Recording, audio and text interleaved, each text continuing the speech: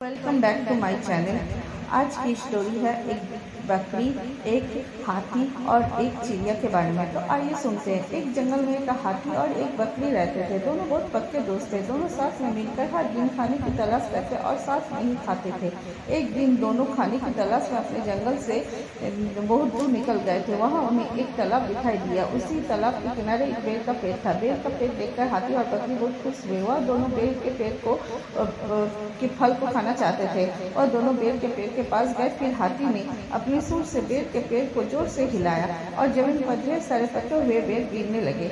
बकरी जल्दी जल्दी गिरे हुए बेरों को इकट्ठा करने लगी। संयोगवश उसी बेर के पेड़ पर एक चिड़िया का घोंसला भी था, जिसमें चिड़िया का एक बच्चा सो रहा था और चिड़िया दाना की खोज में गई हुई थी।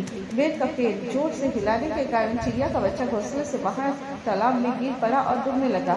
चिड़िया के बच्चे को डूबते हुआ देखकर उसे बचाने के लिए बकरी तालाब में कूद गई, लेकिन बकरी को तैरना नहीं आता था। इस वजह से वह भी तालाब में डूबने लगी।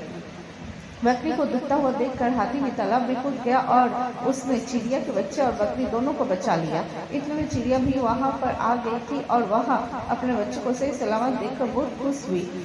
उसने हाथी और बकरी को इसी तालाब के बेर के पेड़ के पास रहने को कहा। तब से बकरी हाथी भी चिड़िया के साथ उस बेर के पेड़ के नीचे रहने लगे। कुछ ही दिन में चिड़िया का बच्चा बड़ा हो गया। चिड़िया अपने बच्चे के साथ जंगल में घूम कर आती थी और हाथी और बकरी को जंगल में किस पेड़ पर फल लगे हैं इसकी जानकारी देती थी। इस तरह हाथी, बकरी और चिड़िया मजे में रहते थे और खाते पीते थे।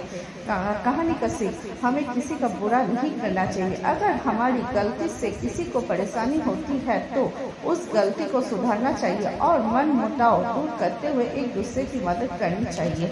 आशा करती हूँ आज की यह कहानी आप लोगों को अच्छी लगी होगी। आप लोगों को अगर ऐसे ही स्टोरी सुननी है तो प्लीज़ प्लीज़ प्लीज़ मेरे चैनल को सब्सक्राइब